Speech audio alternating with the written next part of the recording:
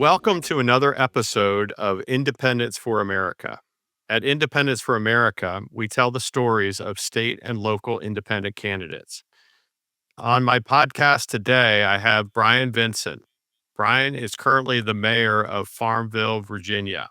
How you doing today, Brian? I'm doing well. How are you doing, Mike? I'm I'm doing well, except the Commanders had a terrible game today, and I'm a big Commanders fan. So that Yeah, was not they did not fare well. yeah, that was not good at all. Not good at all. All right, so we're gonna go ahead and get into the story a little bit. I like to ask people a little bit about um, their childhood and their early years, things like that. Tell us a little bit about where you grew up. And I remember talking to you at the Forward Party event last week, and it sounds like you had some early tragedy in your life, and but it ultimately became the North Star for you. So can you tell us a little bit about it? Yeah, absolutely. So I grew up in a military household. My father served in the army. Went to West Point Army Academy in New York, and eventually went on. Was one of the early Army recruits for the astronaut program at NASA. But eventually settled into a role as the commanding officer of a special operations unit. And so he was a man who, despite his shorter stature, carried a lot of weight with the impression in which he entered a room. And so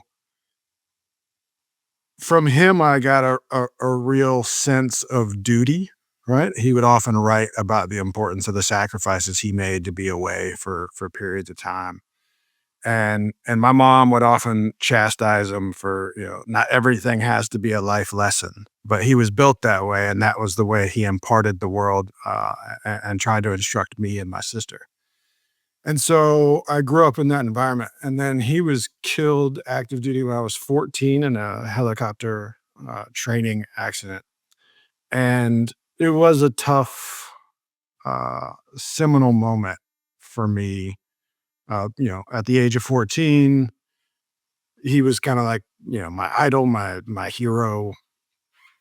And so it was that first break with recognizing that the world can have disappointment and heartbreak, right? Up until that point, it kind of been this idyllic American upbringing. And so that was the first moment where it was like, okay, bad things can happen to really good people. And so it kind of spun me out a little bit for a number of years. But luckily, due to the unconditional love of my mother and her strength as an individual, I was able to kind of turn it around. And it culminated really when I met my wife and we got married and started having kids. And it was all of a sudden all the life lessons from my father started flooding back. And you think about, as a parent, trying to impart things to your kids. I think about it now with my kids and how in those teenage moments they can seem disinterested. But Well, if it can you are, push all the buttons too. yeah, absolutely, And absolutely. But if you're that's really steadfast in those lessons, like they'll stick, right? Like if you're consistent. And so not only that, but I also have a stepfather who likewise graduated from West Point Army Academy, and went on to a storied 30 plus year career in the Army as well, who has influenced my life greatly. And so, you know, uh, I guess I, a lot of my youth and my upbringing was influenced by men and women of character, and integrity was important. that's a really good story. I don't know if I told you this or not, but I'm a graduate of the Naval Academy, and my father was he was an Air Force officer. We moved around a whole bunch growing up. He lived till he was 79, so I didn't have the tragedy that you had, but uh, definitely was impacted my life and really gave me a solid foundation to leading a life of service. So, speaking a little bit about a life of service, um, describe Farmville for listeners around the country. So, what makes Farmville a great place to live, but what are some of its challenges? Maybe you have some statistics or something about Farmville, but yeah, give a little word picture of what Farmville's like for people around the country. Yeah, so Farmville, much like its name implies, is a pretty rural area. But we are a two college town. We often tout ourselves as the oldest two college town in America. So we have Longwood University right here in the heart of town, and then Hampton Sydney right on the outskirts, all males, storied institution there. And Farmville sits at the end of the Civil War, right? As Lee retreated, they tried to blow the high bridge here in Farmville. They were unsuccessful in that attempt. The Union troops were able to advance across. Grant was getting further away from his supplies as Lee was trying to get to his next supply. And Grant was kind of running his guys out ragged, trying to end the war quickly, and succeeded so in neighboring Appomattox, where the surrender happened and the nation united again. And so then, fast forward, we were there at the very beginning of the civil rights movement with a student led walkout of a 16-year-old girl, Barbara Johns, who will now be enshrined in the Capitol Rotunda as a statue representing Virginia here pretty soon. And so it's a big moment. She's from Farmville, and her case was folded into, it was the only student-led case that got folded into Brown versus Board of Education, which changed the scope of public education in America. So Farmville has this real storied history that we walk through every day. It is an idyllic town. We have a state park, the High Bridge State Park, which actually intersects with our main street. So it's a 31-mile rail trail, and it culminates, the kind of the showpiece is the High Bridge itself, which is the longest pedestrian um, bridge in Virginia, so a recreational bridge. So we have a civil rights museum that's now on the civil rights landmark tour, and so we have a lot of this history, and we're kind of this nexus and a hub for amenities, recreation, etc. We're a town of about 7,800, so we're not big by any stretch. But being the county seat and kind of the hub, we really service probably in the neighborhood of like 70,000 people from all the surrounding counties who come here for restaurants, culture, etc. So it can be quite a happening town despite being in the heart of Virginia here in a rural area. Well, and you have, it's a college town, so you have to, that's a, good thing and a bad thing. But as a mayor, you have to deal with, college students, college administrators, that type of stuff. But I'm sure it's also an economic engine for your town that you have people coming and going in support of the college. Is that correct? It is really, and what I speak at the university often because they have a citizen leadership program that they run through, and I have a really good relationship with President Reevely of the university and his administration staff. And so, what I always talk about is just the vibrancy, the energy that having those students come through really brings to the town. Right? We love the summer, and it kind of gets a little slower paced and you can kind of move about town a little easier. But the energy that the students bring when they show up really makes some magic here in our town. And so we're really grateful for them. I'm grateful for the relationship I have with the university. All town gown relationships have their friction points. But routinely, the president will come up the road here. I'm only about a block or two up from the university, and he'll walk up, and we'll have bourbon summits at the house where we'll discuss town and gown issues in a more relaxed environment. So No, I think that's great. I think that's great. So tell me a little bit about your political journey. When did you start to become interested in politics? And tell us about deciding to run for city council. I know you're currently the mayor, but you used to be the city council. So tell us a little bit about your journey because I think it's really important for our listeners to understand kind of the steps people, and in my mind, should take before they step into public office. I'm not a big fan of people parachuting in from, without any civic experience. And they we have examples of that. But tell me about your political journey. Yeah, so it was not in the cards for me really. For a portion of my 20s, I was a guy who lived in a van down by the river, much like this SNL skit. I was a rock climbing guide, and reveled in outdoor recreation for a good bit. But at some point in that, I got involved in a local nonpartisan uh, political action committee. And we started doing really cool work between the outdoor recreational community and underground miners and bridging gaps there between those two groups when it came to mountaintop removal mining, right? And trying to forge alliances there. And so that was really for me one of the points where I was like, I kind of enjoy this work of like getting into a contentious room and trying to find common ground. So Right. fast forward, we moved to Farmville, and after some time, and people kind of poking and prodding at me, to maybe find a way into politics because I seem to have somewhat of a level head and a pragmatic approach. I took a leadership class through the local chamber of commerce. A lot of chambers do it. And they'll run these leadership programs where you can learn about your local government, your local school systems, that sort of thing. And there's, for citizens just to be educated. And doing that made me feel like I wanted to get continually more involved. So I applied and got on the board of zoning appeals for the town. Hmm. And then I got involved in when Go Virginia kicked off here. I got involved as a youth leader committee member. And then I actually stumbled into getting appointed to the board for the Department of Wildlife Resources.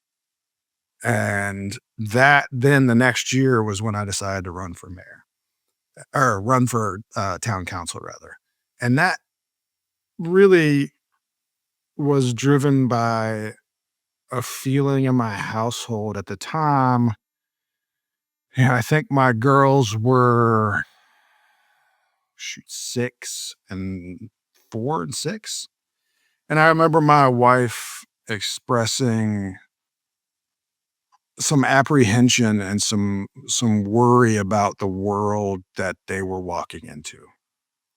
And for me personally, I often opined on the lack of decent and civil leadership being modeled in the world.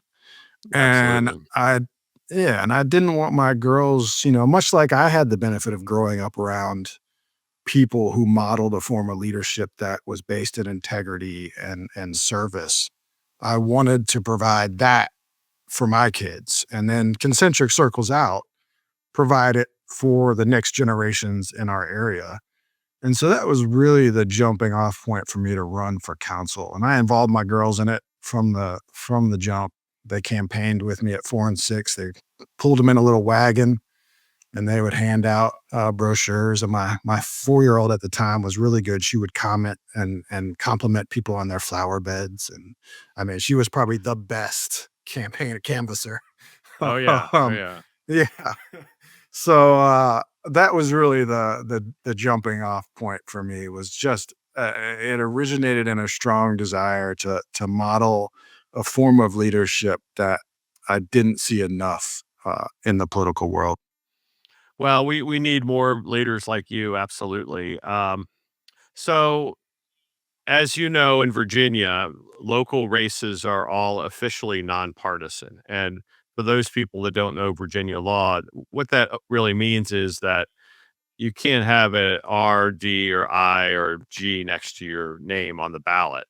But candidates can still choose to affiliate with a political party. It's just a matter of what's on the ballot or not. And so, why did you choose to run as an independent and not run as a Republican or a Democrat? Yeah, and for me, my positions on issues have never fallen neatly into a box. But and I did try to explore different parties, but I, in states like North Carolina, when I've had the opportunity to register as an independent, I have. In Virginia, I like our open primary system where I can vote in either primaries. Right. Um, I just can't I can't adhere to a litmus test that says you're going to vote down, straight party ticket. You're going to agree with all these principles. All the 10, issues you have to Right. line up exactly Right. with. Yeah, I That's get right. that. Right. It just doesn't fit for me. And so when I ran as a council member, it was easy, right? You run as an independent anyway. When I ran for mayor, it got a little more complicated because it was the first year after the General Assembly had moved our elections from special May local elections to the big general show in November. Right. And I had pushed back against that and my roles at, Virginia Municipal League and things like that and said, these are going to make our elections more partisan. I understand that people like it because it will draw more people out. You have bigger turnout, but I fear the partisanship creeping into local elections. And Right. it did immediately. My opponent at the time when I ran for mayor uh, got endorsed by uh, Senators Tim Kaine and Mark Warner. And that was because he had been a longtime 5th Congressional District chair. And so they felt like they had to pay back the political payback and support him.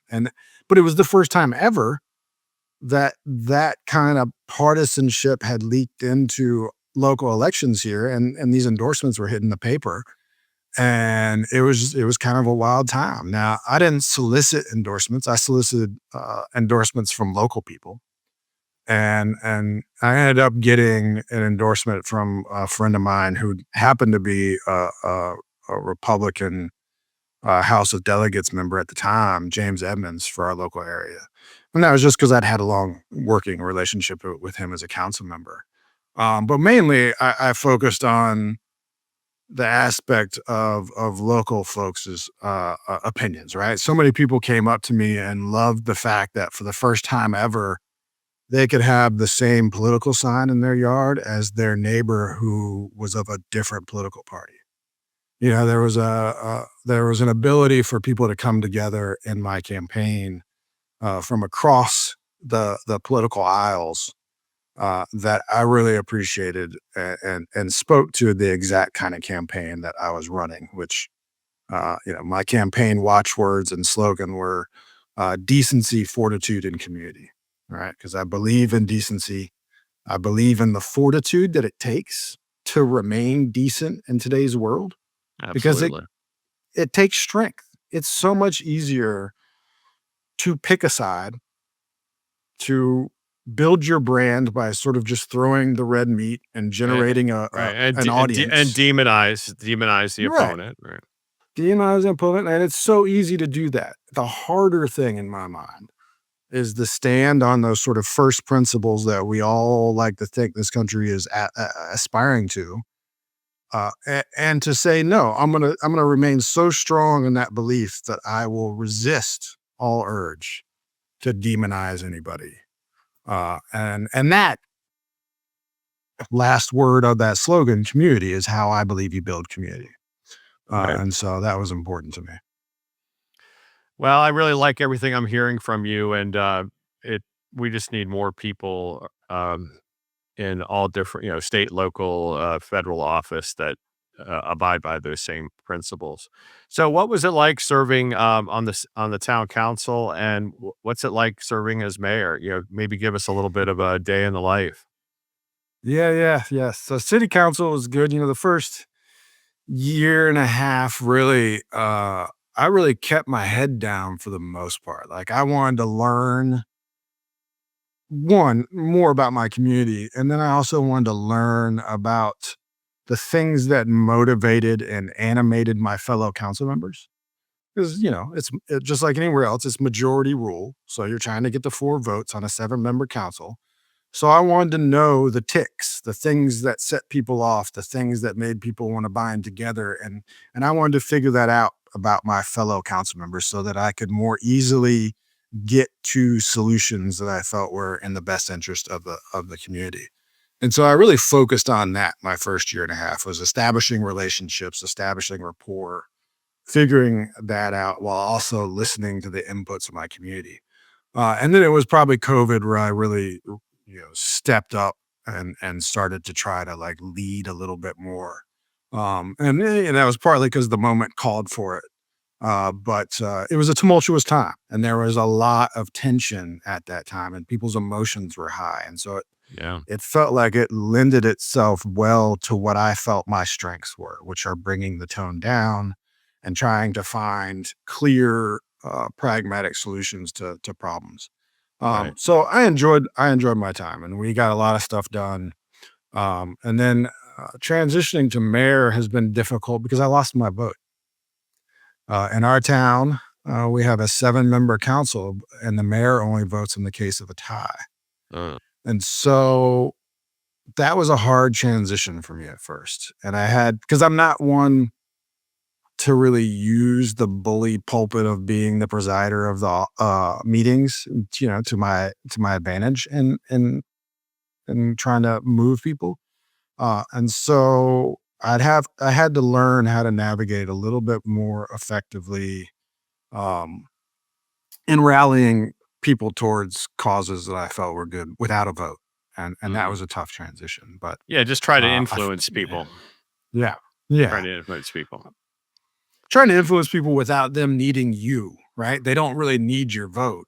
You know what I mean? Mhm. So you Right. you lose a little bit of that political gamemanship, but retaining the fact that, as an at-large member, for all intents and purposes, I got 55% of the vote of the town, and that was based off of me knocking every door, literally, in this town, and hearing from people about what they wanted, telling people what my vision was, and having people buy in enough to vote me in. So that is to say, I don't come without some strength into that arena, but it was an interesting transition for me.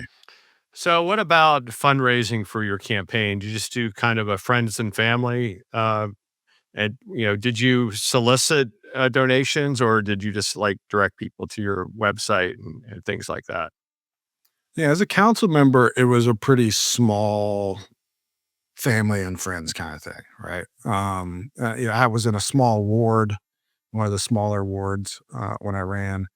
As a mayor, though, there was a lot more interest from folks, not only locally, but through my network, who, because of the tone and tenor of politics and culture at large, a lot of people wanted to support my candidacy as just a leader and a voice in the mayhem. And so I've got friends from across the country who supported, as well as a lot of local folks who came to events that I held and donated at those times. And Right. so I did accept donations from a lot of folks in town, a lot of folks outside of town.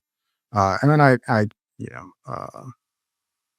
was really appreciative of it, but I also recognized that there were some people who did so because they were hoping that at somewhere down the line I would continue on. Hmm. Keep serving. So, excuse me. What are your thoughts about the independence and minor party movement? And do you think it's gaining momentum? And are you familiar with the Good Party and the Forward Party?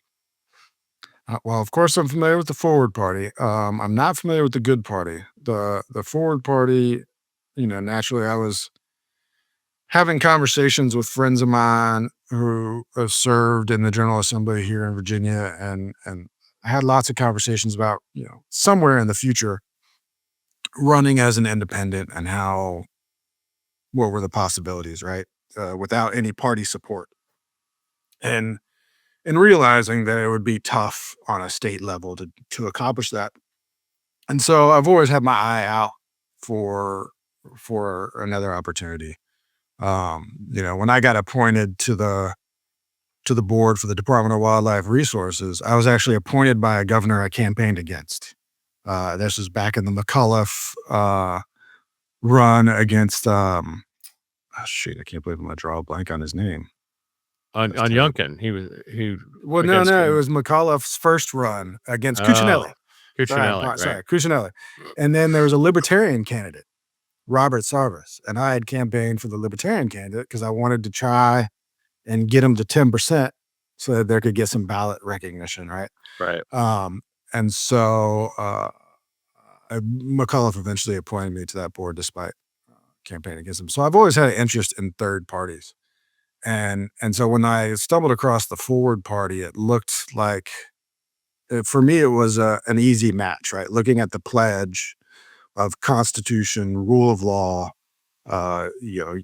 election reform, looking at gerrymandering, and trying to focus on nonpartisan redistricting, and then using data to make decisions. I'm big on eliminating the emotion out of things and trying to focus on the facts. And then the last component of just being decent and trying not to run really outrageous smear campaigns and stuff. So it lined up with where I was. I was like, all right, here's a party where these first, like some of these Well, first their big principles thing that are I yeah, believe in. their Yeah. principles are the most, values and principles rather than litmus tests on specific issues. A lot of some people involved in the Forward Party have a problem that the Forward Party doesn't have hard and fast positions on certain issues. I actually think it's a feature, not a bug. So that's my personal opinion. And I agree wholeheartedly with you. And it's hard to get people to make that mental switch, though, right? Like I've had lots of conversations where people are like, I want to know what the party's stance is on these things. And it's like, well, the candidates within that party may all have different viewpoints. But what Yep. you're getting is a bunch of people who are coming together and saying, first principles, we have a lot of agreement. And we're also going to agree that we're going to work really pragmatically to find solutions without attacking people for feeling differently. Right.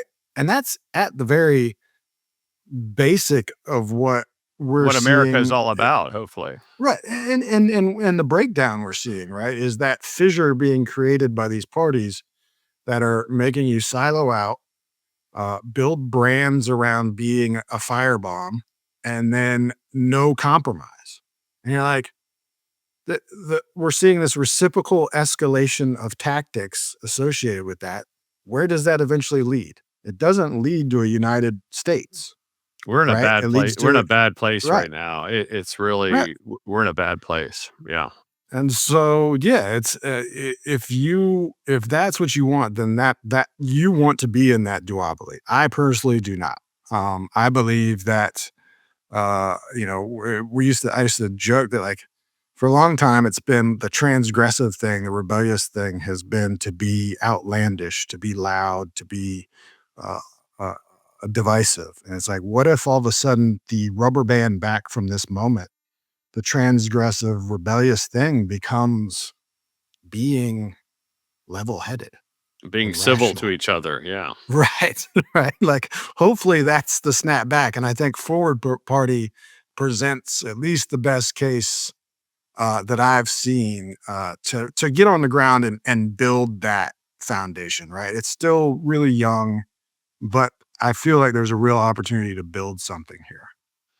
Well, I agree with you 100% on everything you said about the Forward Party, and I'm so glad that you're on board and that you signed the pledge. And for our listeners out there, we have a vetting process for candidates, and part of it is having the candidate sign the pledge. And the pledge is not about specific issues; it's about uh, values and principles. And it sounds like you were perfectly comfortable signing the pledge for the Forward Party. Yeah, absolutely. I'm one of those folks, definitely in this day and age where everything seems so spirited towards picking fights with each other that the first principles that I adhere to are ones that endeavor to bring us closer together. And ultimately, when I think about what I want for this world and a utilitarian viewpoint of trying to do the most amount of good for the most amount of people, I want to make the world a better place. And I have two kids who are now 11 and 14. And so, people often ask me, how can you walk around with hope? And I tell them I don't have much of a choice, because if I were to think the opposite, what does that say for my kids? I Yeah. have to believe that the goodness of America still exists, and that we can continue to build back towards that we version instead of the me version that we're currently in. I often Uh, think of. Go ahead. I'm sorry, Mike. Go no, I agree with you 100%. And I have 3 children myself. They're much older than your kids, but we have to at least take the first step to try to fix this problem. Uh, or else there's just not even going to be an America around that our kids will recognize. Right. And I always think about Sebastian Younger, the author, wrote a book called Freedom. And there's a line in it that's something, I'll paraphrase. I don't know that I'll get it exactly right, but something to the effect of freedom from oppression is not freedom from obligation. I like that. Yeah. And so we have an obligation, right, Yeah. to try and put our best foot forward in pursuit of America's aspirational goals. Well, and you and I have a culture of service, and it's we have to all do our part uh, for our children and then the larger community. It's just really it's an imperative. Really, we all need to do that. So I do encourage you to get to know the good party. So we're really glad to have you on board the forward party, but there's the good party, just to tell you a little bit about it, it's all about, helping the only people they will support are local and minor party candidates, and they have campaign and election tools that are 100%, well, not 100%, but most of them are free or discounted. So, they provide data to candidates. They provide yard signs for candidates, social media, that type of thing. So it's really a good organization. It's a nonprofit, but it's only for independent and minor party candidates. So I encourage you to check it out. So Yeah, I will. so tell me, I'd like you to like look into the camera and speak to everybody that's listening to us tonight or whenever they're going to listen to this, and give final words for, people considering running for state or local office, right? As an independent or minor party. What would you say to them if they're, in their community and they're thinking about taking the plunge? Yeah. So one is that there's always a seat at the table for you. You just have to claim it. Right. And too often these days, especially, you think about somebody like myself who, like I said, was rock climbing guide touring around, you don't think that you should be the one walking into rooms. But as somebody who now walks into those rooms at the local, state, and national level, um, we need more voices. We need more calming but yet diverse voices, bringing a diversity of ideas to the table. And so, I often tell my kids that when I walk into a room, I never think I'm the smartest person in the room, but I likewise never feel intimidated by anybody else who's in the room. And so I keep an even keel. I keep my ears open because you can always learn from people. But I'm never going to be scared to open my mouth and express my views either. And so just having that confidence to carry yourself into a room, I would urge people to believe that if your intentions are good and your desire to serve is based in integrity and decency, don't be scared to jump into the arena. You can get some amazing wins. And people ask me why I continue to do it despite the climate of today and some of the headaches that it comes with. It's like every once in a while, you can get some real wins for your community that stretch generations. And that feels real good. And sometimes it's small. Like we use 10% of our ARPA funds that we got to build out a larger recreational space for our community, a big playground next, and then we built a splash park next to it. And there are days during the summer where I can like go for my daily run and it takes me by that park. And I just see this huge cross section of our community out there. The parents are sitting in the shade underneath the tree. They've got picnics and chairs out, and the kids are running around, like all the different demographics running around, mixing, laughing, having joy, right? And you're Right. like, that, our local government helped make that happen. And that's beautiful. And you can do those kind of beautiful things as an elected official. Those are some powerful words, Brian. Really appreciate that.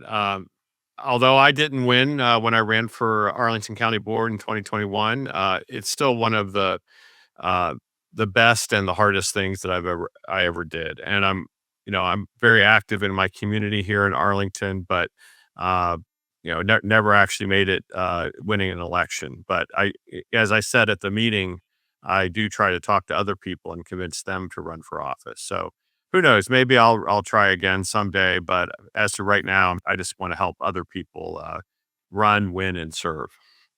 Well, cheers to you for doing it because it does take such courage. My girls have run for class offices and have had some success, some setbacks in doing so. But the thing I always tell them is the courage it takes to step up, to put your ideas out there, and then to be willing to be have it be judged by other people. Like that takes a lot of real courage. And I'm sure as you can attest, at this level, when just knocking doors and talking to people, you learn more about your community than you can in any other way.